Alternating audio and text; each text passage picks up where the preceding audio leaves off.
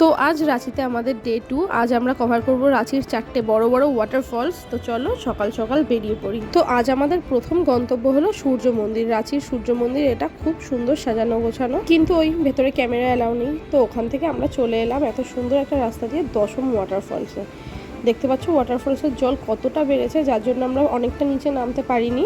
আমরা view point থেকেই পুরো ব্যাপারটা এনজয় করেছি। আর এই ছোটো ছোটো ক্লিপসগুলোতে বুঝতে পারবে আমরা কতটা এনজয় করেছি এইবারের ট্রিপটা। দেন আমরা ওখানে প্রচুর ফটোশ্যুট করেছি, প্রচুর ভিডিও করেছি। তারপর ওখান থেকে বেরিয়ে এত সুন্দর দৃশ্য দেখতে দেখতে, চিপস কুরকুরে খেতে খেতে আর ডান্স করতে করতে আমরা চলে আসি আমাদের নেক্সট গন্তব্য, যেটা হচ্ছে হুনরু ফলস। রাঁচিতে এই হুনরু ফলসের ডেপথ হচ্ছে সব থেকে বেশি।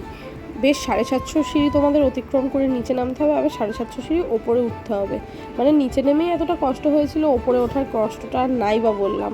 কিন্তু নিচে নেমে তোমরা যে দৃশ্যটা দেখতে পারবে তাতে তোমাদের এত কষ্ট করাটা সার্থক হবে। পৃথিবীর এক এক প্রান্তে যে প্রকৃতির এত সুন্দর রূপ, সেটা ঘুরতে না বেরোলে বোঝা যাবে না। আর আমরা যেদিন এই স্পটে ছিলাম সেদিন ড্যামের জলও ছেড়েছে, ওই জন্য ওয়াটারফলের জলটা আরও অনেক বেড়ে গেছে। কিন্তু প্রকৃতির এই যে রূপটা সত্যিই অপরূপা।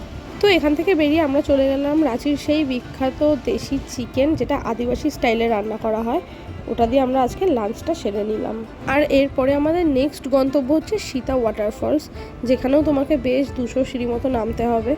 তবে হুনরু ওয়াটারফলস পার করে আমাদের অবস্থা এতটাই খারাপ ছিল যে আমরা পুরোটা আর নিচে নামিনি, ওপর থেকেই ওয়াটারফলসের ভিউ এনজয় করেছি। আর আমাদের আজকের শেষ গন্তব্য হচ্ছে জোনা ওয়াটারফলস। দেন এখান থেকে ঘুরে আমরা রাতের ডিনার করে সোজাসুজি বেরিয়ে পড়ি আমাদের ট্রেনের উদ্দেশ্যে, কারণ এবার আমাদের বাড়ি ফেরার পালা। আর এখানেই আমাদের রাঁচি সফর শেষ হলো।